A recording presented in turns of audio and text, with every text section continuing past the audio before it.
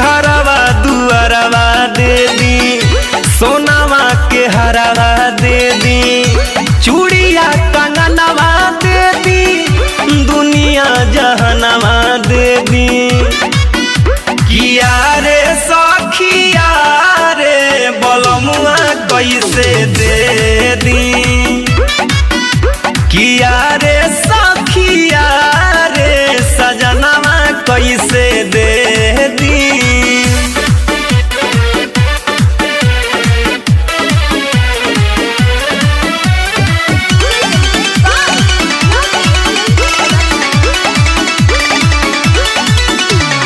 सवातिन हमार हो सुखवा सिंगार हो, हमारा से छीन तारी पियावा के प्यार हो।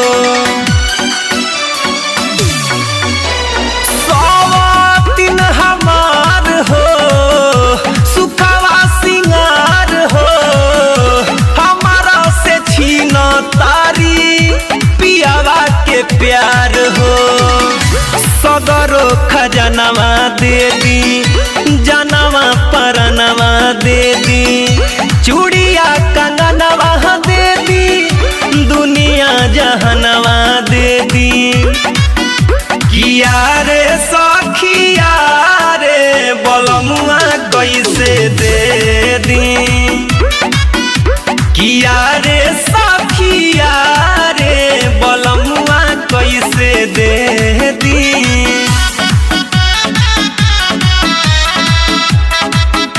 म्यूजिक बाय गौरव रोशन।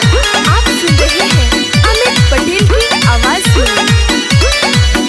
सैया हमार हो हसन सार हो, कैसे केहू के अपन दे दी भतार हो।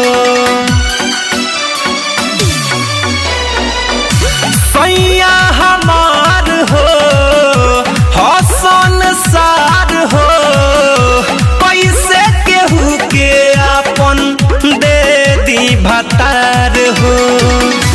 घरवा दुआरवा दे दी, सोनावा के हरवा दे दी, चूड़िया कंगनवा दे दी, दुनिया जहनवा दे दी।